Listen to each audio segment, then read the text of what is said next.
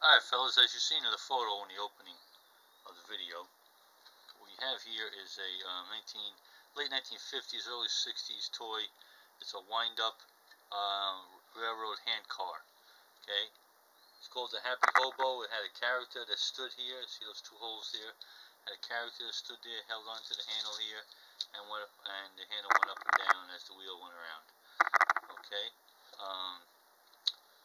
So I had this for quite a while, came in a box slot. I didn't actually even buy it, but it's been annoying me that I haven't come up with something to use it for, and so I want to show you why I haven't. I can get this darn thing off of here. Okay. Now, the problem is, number one, it doesn't fit any tracks that I have, but number two, I'm glad it stopped right there. You see that right there hanging down? That's a counterweight. As the toy goes around, this counterweight spins. There it goes, okay? I'm glad you got to see that. Okay? It spins. It's way below the wheels. Okay? Way below the wheels. So, originally came on with a special track. Special track. It had a slot in it that compensated for that counterweight hanging down. Okay, and there it is again. So, it's totally useless. It cannot be used without that track or something fabricated similar to that track for that counterweight to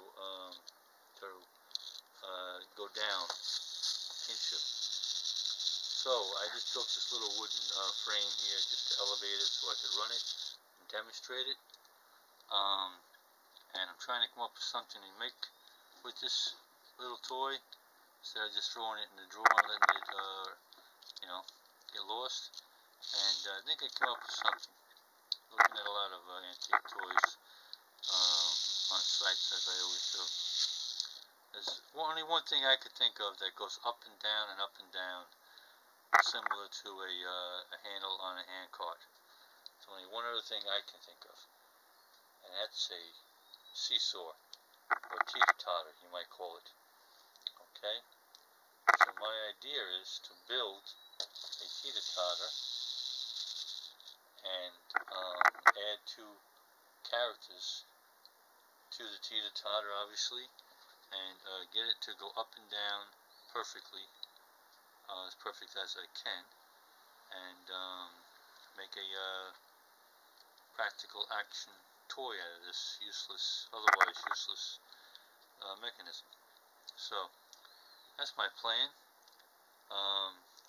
If you can visualize it, it's going to be a straight piece across that. I have to get the perfect point where it's at the lowest point on both sides, and I have to tinker back and forth with it, but there's going to be a straight teeter-totter going across there with two characters, one on each end, and going up and down.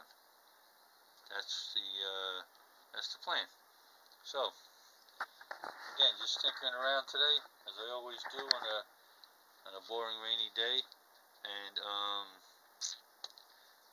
I'm determined to make use of this little item here instead of just leaving it get lost in the bottom of a drawer, not used at all. So, let's see what we can do. Open to any ideas you might have, and I'm sure it's going to be a bit of a Rube Goldberg job, undoubtedly. There's no question about that whatsoever. So, we'll see. Alright fellas, stay tuned for part 2. Thanks for watching. Book 'em, Dano.